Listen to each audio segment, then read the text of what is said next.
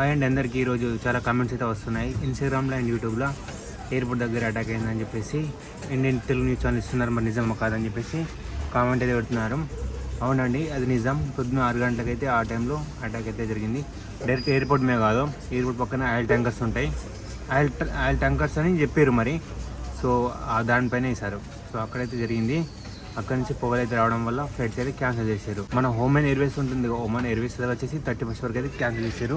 31st వరకు అయితే ఆ ఫ్లైట్స్ నడవదు దుబాయ్లో. సో ప్రెసెంట్ అయితే ఇంకేం అప్డేట్ ఇవ్వలేదు. ఫ్లైట్స్ ఎప్పుడు చాలైతే అని చెప్పేసి సస్పెండ్ అయితే ఉన్నాయి అన్ని ఫ్లైట్స్. దుబాయ్లో ఇంకొక స్టేట్ ఉంటుంది ఫుజిరా అని చెప్పేసి, అక్కడ ఆయిల్ ఇండస్ట్రియల్ కంపెనీలు ఉన్నాయి. సో అక్కడ ఒక 2 అయితే వేసారు. చూడండి పొగలు అయితే వెళ్తున్నాయి. ఫోటోలు అయితే వాళ్ళైతే అప్లోడ్ చేశారు కలేజ్ టైంలో అఫీషియల్ వెబ్సైట్లో. సో అక్కడైతే 2 వేసారు. అక్కడ కూడా అటాక్ జరిగింది. ప్లస్ ఇక్కడ ఇంటర్నేషనల్ ఎయిర్పోర్ట్ దగ్గర 2 ఏరియాలల్లో పొద్దున్న 6 గంటల ఆ సమయంలో. అండ్ అలాగే ఫ్లైట్స్ అయితే ఇంకా ఇప్పుడైతే బుక్ చేసుకోకండి. సో కొంచెం టైం ఆగి ఇంటికి వెళ్ళే వాళ్ళు ఉంటే బుక్ చేసుకోండి. నేనైతే ఇండియా వస్తున్నాను. ఆ ఫుల్ వీడియో వచ్చేసి మెయిన్ ఛానల్ బిఎల్ మహేష్ పందిరి ఉంటుంది, ఆ ఛానల్ అయితే వస్తుంది. సో ఈరోజు నైట్ అప్లోడ్ చేస్తాను. సో నేనైతే డీటెయిల్ ఎక్స్ప్లెయిన్ చేశాను దీని గురించి. ఈ వార్ ఇంకా కాబోతుంది తగ్గబోతుంది అని చెప్పేసి ఇండియా ఎందుకు వస్తున్నది కూడా చెప్తున్నాను నేను ఆ వీడియోలో. సో మీకు ఇంట్రెస్ట్ ఉంటే వెళ్ళి చూడండి. నైట్ వరకు అయితే వీడియో అయితే అప్లోడ్ అవుతుంది 9 లోపల.